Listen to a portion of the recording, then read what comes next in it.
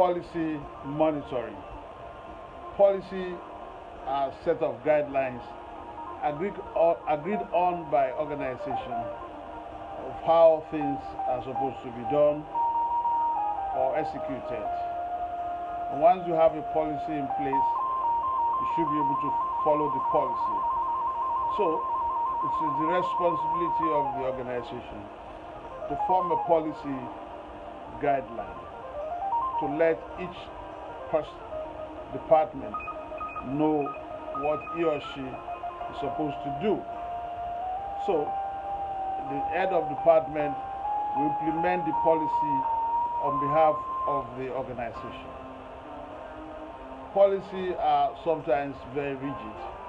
It has to go through trying to come up with a new policy to undo the old policy, because you need to put policy in place so that anybody coming in should know what to do at a particular point. And sometimes you have policy handbooks that are given to people in an organization. You have policy documents that are given to people in an organization. And sometimes from time to time, you need to review this, but it has to come with the consensus of the process of which you have formed the policy before you undo the policy again. So what that means is that you don't just come into an organization and undo an existing policy unless it is agreed that you have to do that, and it has to go through approval process. For instance, there should be ways of recruiting and firing a company executive. There should be ways of executing your contract, and so on and so forth. So from department to department, there will be agreed policy that has to be followed. So it is the responsibility of those head of department or people working in the organization. And when people flout the policy of a company, they probably get caned, reprimanded, and in some cases they get fired.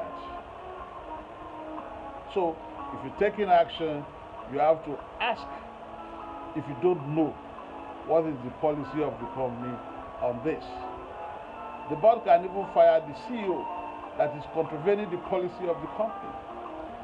The safety policy, there's environmental waste disposal policy, security policy, etc., etc.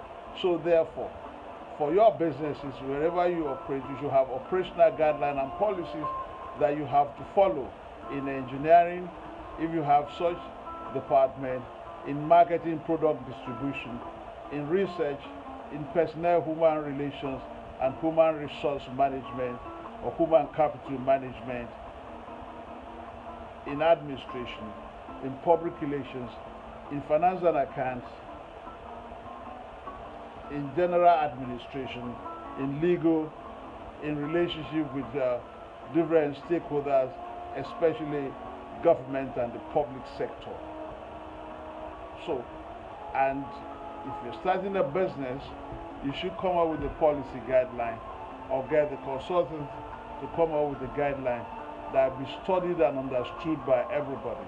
You see, in businesses, since it's a teamwork, we are solving the same problem or nearly the same problem every day, coming with from different angles, coming with different style or through different style. Running a business is about solving problems. You have your foot soldiers, you have people in other areas that are doing routine work, paperwork, but everybody must work as a team. You have your cost center, you have your profit center, everybody must work as a team. And when there's a problem, you always have a way of coming together. Running a business is extreme teamwork. If something is absent or is not working, it could ruin the business, and everything could have been all right. Just one thing. It's the same thing with the mechanism of anything that you're operating. Your computer button may have a problem and can ruin the whole work on your computer.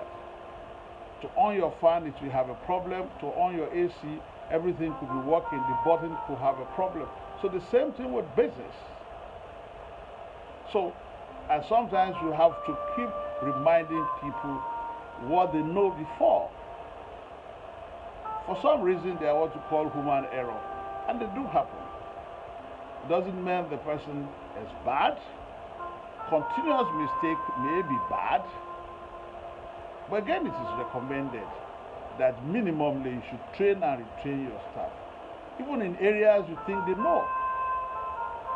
New innovations are coming into businesses, a new approach of you dealing with the level of young people or personnel coming into business now. The level of education is different from the level we had 40, 50 years ago. The jobs that are being done by secondary school leavers now is the same job then, is the same job that university graduates are doing now. University graduates, for instance, are staying in reception as receptionist or a communication officer. University graduates today are working as salesmen, while diploma holders are working as drivers. So the same style you will use in handling the people in the olden days may not be the same you will use in handling people now. Things are changing. Job is getting more comfortable. More salary is being paid. People are getting more innovative. But people know more of their right than they used to know. Today, everybody is a master in his own field, most likely. So your approach you will use in the olden days is different from what you will use today. And that is why sometimes it's difficult to place some people in some position to manage some people today, because you have to move with time. Today you can solve a lot of problems on your computer, on your phone, instead of traveling far. So you cannot do the same thing you are doing in the olden days the same way. You have to do it with the new style. Therefore, the same way you are also going to continue to implement your policy will vary from what it used to be in the olden days. If you have not subscribed to this channel, please do like and share.